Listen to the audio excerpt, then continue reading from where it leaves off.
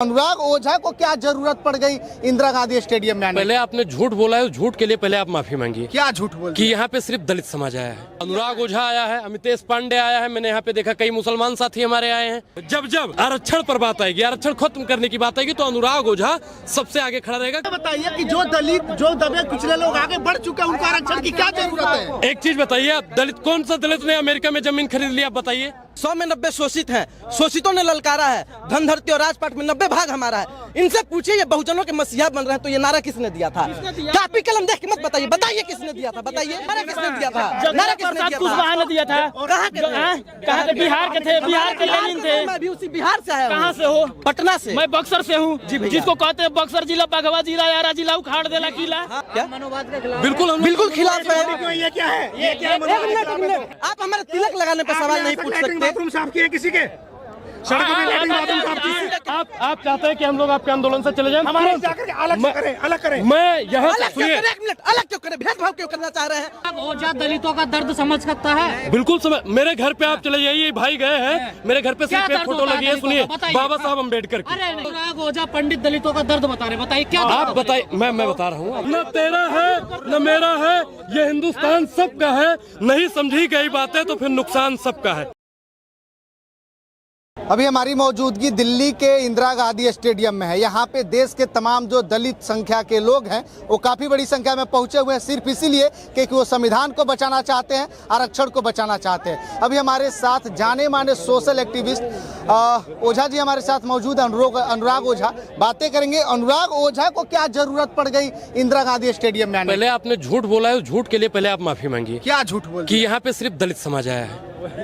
दलित समाज ही तो आया। आप गलत बोलेंगे, आप जो चीज गलत बोलेंगे, अनुराग ओझा आपको वहाँ पे टोकेगा। नहीं तो यहाँ पे दलित समाज ही आरक्षण को बचाने के लिए अनुराग ओझा आया है, अमितेश पांडे आया है, मैंने यहाँ पे देखा कई मुसलमान साथी हमारे आए हैं। तो ये आप नहीं, मैं पहले आपको स्पष्ट कर दूं कि जो आप जातिवाद फैला रहे हैं कि सिर्फ दलित है, सिर्फ दलित है, मतलब क्या है भाई? आप चाहते सुनिए, मेरे सवालों का जवाब दीजिए। मैं आपको सवालों का जवाब दीजिए, तिलमिला नहीं रहे हैं। जवाब दीजिए आप। तिलमिला नहीं रहे, हम सिर्फ जवाब दे रहे हैं। सुनिए, अब ये तिलमिला नहीं रहे हैं, हम आपको जवाब दे रहे हैं। ओझा जी प्रियम्बल सुना दो संविधान की, संविधान की प्रस्तावना सुना दीजिए।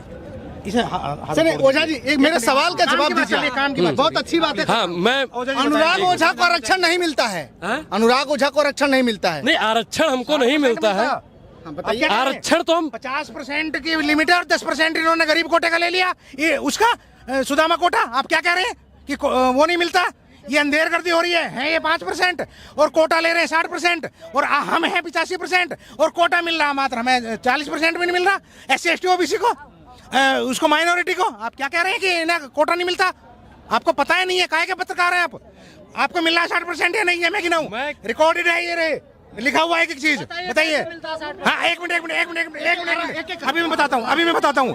OBC को मिलता है 27.5%, 22% SC ST OBC को मिलता है, SC और ST को मिलता है, कितना हो गया? 49%, 49.5% हो गया। 49.5 के बाद में कितना बच गया? 50% जनरल वालों को। जनरल में कितने वो हैं? 15% पॉपुलेशन है। 15 के अलावा 10% इन्होंने सुदामा कोटा के नाम पे ले लिया। एक मिनट, EWS वाला वही वाला सुदामा कोटा।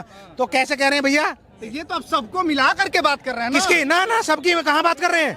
सबकी 70, 75, 80% की बात कर रहे हैं। हाँ। वो सबकी मिला के अब बात कर भैया, किस 70 की बात कर रहे हैं हम? जहाँ ब्राह्मण OBC में आता है जिस राज्य में, वहाँ भी तो ले रहे हैं 27% में। देखिए जहाँ आ रहा है, यूँ तो पहाड़ी क्षेत्रों पर ये ST में भी आ रहे हैं, ये ST में भी आ रहे हैं, बट ये मेन स्ट्रीम की मैं बात कर रहा हूँ। आप कैसे कहाँ खोए हुए हो भैया मीडिया वालों? हर जगह ले रहा है ना वो है। मैं तो आपको एक चीज बता दूं, मैं गुजरात गया, मैं बॉम्बे गया, मैं असम गया, जो सार्वजनिक शौचालय है वहाँ पैसा लेने वाला वो जनेऊधारी और टट्टी साफ करने वाला है वो हमारे में से, समझ गए ना, SC ST में से। तो इन्होंने तो वहाँ तक भी कोटा ले लिया, पैसा हम लेंगे। तुम्हारे साथ अनुराग ओझा पहले। मैं अब यही पूछूंगा आप ही के सामने, मेरे भैया जी आप हमें क्या कोटा देना चाहते हैं, क्या न्याय करना चाहते हैं? तो आने वाले 100 हैं, सुनो 100 रोटियां आई थी, अभी भी 100 रोटियां आई हैं, 100 लोग खड़े हुए हैं, हम कैसे बांटेंगे उसे? मैं उसी नारे को लेकर चलता हूँ कि 100 में 90 शोषित हैं, शोषितों ने ललकारा है।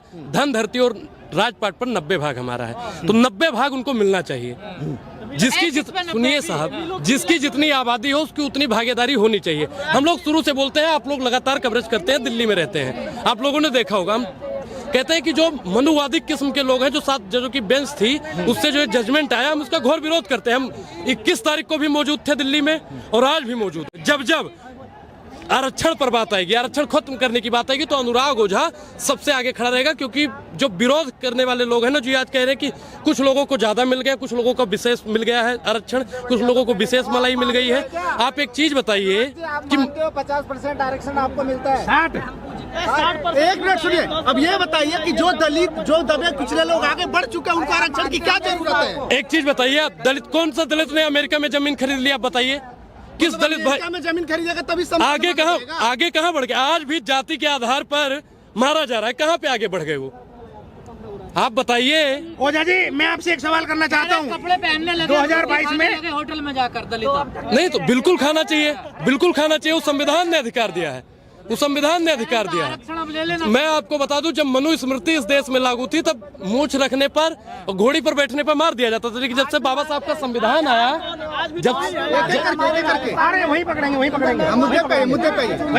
जब से संविधान आया, तब से कुछ लोग कर रहे हैं ना, और अभी भी कई जगह पे है कि जहाँ पे मारा जाता है। अभी हमने उत्तर प्रदेश में जल्दी में एक घटना देखी, जहाँ पे लोटा छूने पर। तो क्या अनुराग जी, आप कभी धरने प्रदर्शन पे बैठे हैं? उनको लेकर के कोई भी, मैं आपको स्पष्ट कर दूं, मैं आपको बता दूं कि अनुराग ओझा का यूट्यूब चैनल है, अनुराग ओझा द सोशल एक्टिविस्ट। आप उस पर 8586 091146 सुनिए।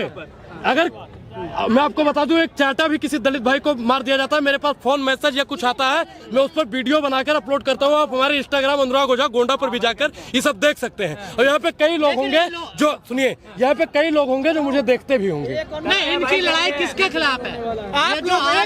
आप लोग की लड़ाई स्वर्ण से है, RSS से है, बीजेपी से है, सुप्रीम कोर्ट से, किससे है? जितने भी लोग मनुवादी व्यवस्था के लोग सिस्टम में बैठे हैं, हमारी लड़ाई उन सभी से है। कभी आप लोग कहते हैं सुप्रीम कोर्ट जो फैसला देगा मंजूर है, आज सुप्रीम कोर्ट का विरोध कर रहा है। मैं आपको स्पष्ट कर देना चाहता हूं फिर से कि जो 7 जजों की वो बेंच आई है, जो वहां से जजमेंट आया है, वो अगर हक में होता है, हक में क्यों नहीं है? आप बताइए, वो कह रहे हैं कि कुछ को विशेष मिल रहा है, कोटे में कोटा। अनुराग जी, आपने अपने समाज को लेकर के कभी इस चीज का विरोध किया है? 10 लोगों को लेकर के अकेले आते हो? मैं महात्मा फूले ने कहा था कि जो आपके आंदोलन में आए उनकी जाति नहीं पूछनी चाहिए। ठीक, आप लोग बाबा साहब को मानते हैं, अम्बेडकर। एक मिनट सुनो, जाति तो पूछनी चाहिए, लेकिन जितनी जिसकी हिस्सेदारी उतनी उसकी भागीदारी होनी चाहिए। मैंने अभी पहले ही बोल दिया ये बात, मैंने ये बात अभी पहले बोला है कि एक मिनट रुकिए, ये चाचा बड़ी बड़ी बातें कर रहे हैं। 100 में 90 शोषित हैं, शोषितों ने ललकारा है। धन धरती और राजपाट में 90 भाग हमारा है। इनसे पूछिए, ये बहुजनों के मसीहा बन रहे हैं, तो ये नारा किसने दिया था? कापी कलम देख के मत बताइए, बताइए किसने दिया था? बताइए किसने दिया था ये नारा? आपने ये बताएंगे, किसने दिया था नारा? किसने नारा दिया था? बताइए, पहले बताने का काम करें, हमारे घर में बताने का काम करें, घर में नहीं घुस रहे। आप किसने दिया था? नारा दिया था, नारा किसने दिया था? ये बताने का काम कीजिए। नारा किसने दिया था? नारा किसने दिया था? कहाँ के? बिहार के थे, बिहार के लेनिन थे। मैं भी उसी बिहार से आया। कहाँ से हो? पटना से। मैं बक्सर से हूँ, जिसको कहते हैं बक्सर जिला, भगवा जिला, यारा जिला उखाड़ देला किला। अब बताओ, मैं वही बात कह रहा हूँ कि 100 में 90 शोषित हैं, शोषितों ने ललकारा। आपके समर्थन में है, समर्थन में पूनम पंडित भी आई थी। समर्थन में जिसकी जितनी सुन जाइए, समर्थन में तो पूनम पंडित भी आई थी। चाहे ज्योतिबा फुले रहे हो, चाहे बाबा साहब रहे हो, कांशीराम साहब रहे पहले आप माफी मांगिए, पहले आप माफी मांगिए। ज्योतिबा फुले नहीं, महात्मा ज्योतिबा फुले बोलिए। बात करेंगे, पहले सुन लीजिए हमारे पहले माफी मांगिए आप। जिस दलित समाज का वो रहा इतिहास, इसने जाति की बात नहीं करी, जो इसने इसके हक की और सच्चाई की बात करी जी, इस दलित समाज ने उसी को अपना लिया। दलितों में तो आ जाते हैं, उनको न्याय दिलाने के लिए ब्राह्मणों में गए हैं। समझाओ ना, बता रहे हैं आपको, बता रहे हैं इतिहास साहब जा करके बता रहे हैं। समझाओ। आपने साहब ईश्वर चंद्र विद्यासागर जी का नाम सुना होगा। दलितों को पढ़ाने के लिए उन्होंने अपनी सरकारी नौकरी तक छोड़ दी। अच्छा, ऐसे कई सारे उदाहरण है।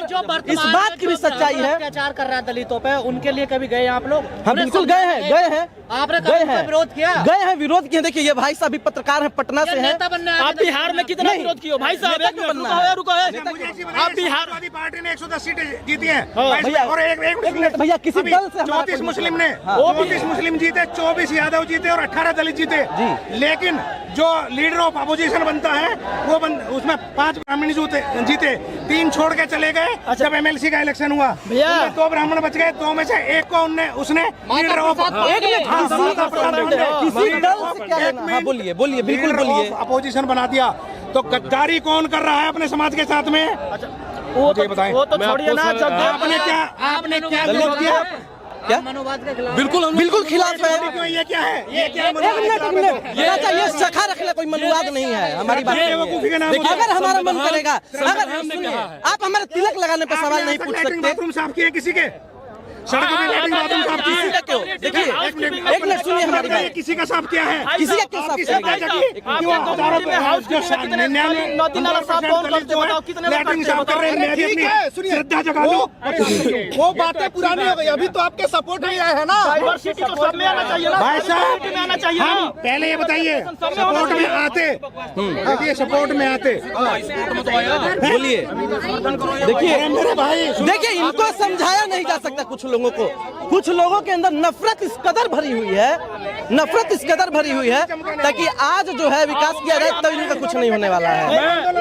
आप चाहते हैं कि हम लोग आपके आंदोलन से चले जाएं? हमारे जाकर के अलग करें। मैं यहाँ अलग क्यों सुनिए, करें? एक मिनट, अलग क्यों करें? भेदभाव क्यों करना चाह रहे हैं?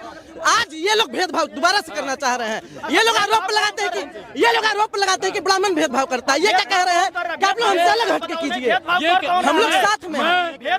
मैं आपको स्पष्ट कर दूं, यहाँ पे 50 कम से कम मीडिया के बंधु होंगे।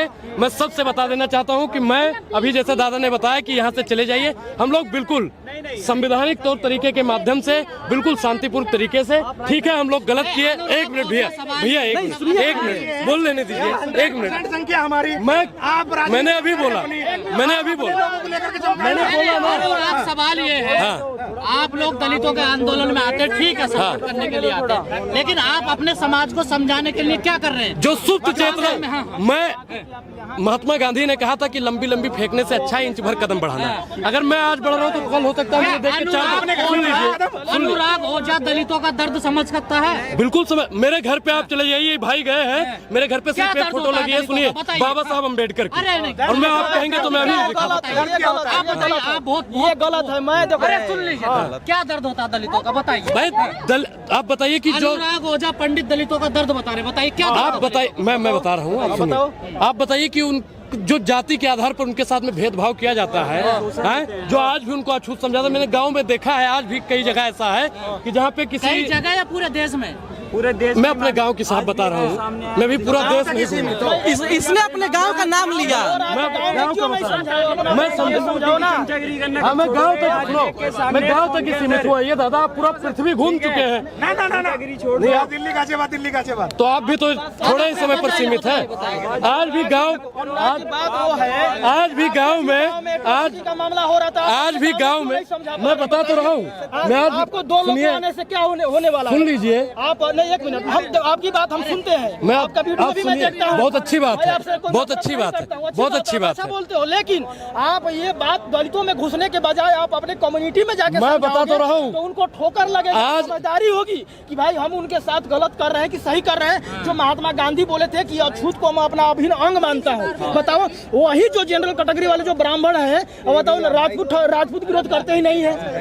बीपी सिंह कौन थे, अर्जुन सिंह कौन थे, इन्होंने तो विरोध नहीं किया। मंडल कमीशन आप बताइए कि छोटे लोहिया ज्ञानेश्वर मिश्र मानता है लोहिया की बात कौन, वो भी जिन्होंने नारा दिया कि सड़क खामोश हो जाए तो संसद हमारा हो जाता है। लोहिया की बात कौन मानता है, मुलायम सिंह की बात कौन मानता है, बताओ। तो वही विवेकानंद की बात कौन मानता है, कुछ जो मौलाना अब्दुल कलाम आजाद की बात कौन- मानववादी एक मिनट व्यवस्था के सुनो। किस्म के लोग हैं, वो लोग नहीं मानते हैं। हो तो हमारे बिहार की सोनाक्षी सिन्हा, शत्रुघ्न सिन्हा की लड़की जो जहीर मलिक से शादी किया, हाँ। क्या हिंदू लड़का नहीं थे? क्यों मुसलमान से शादी किया? अब ये हिंदू मुसलमान है, कहाँ से देखिए, हो गया? दलितों की बात में, देखिए, मानसिकता देखिए इनकी। हिंदू मुसलमान नहीं होना चाहिए।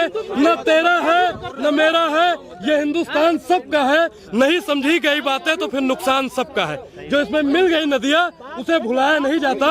महासागर बनाने में मगर एहसान सबका है। हिंदू मुसलमान में इस देश को मत बांटिए और जाति के आधार पर इस देश को मत बांटिए। हटिए, आरक्षण का हम पूरा लाभ लेकर रहेंगे। बहुत बहुत धन्यवाद। क्रांतिकारी जय भीम।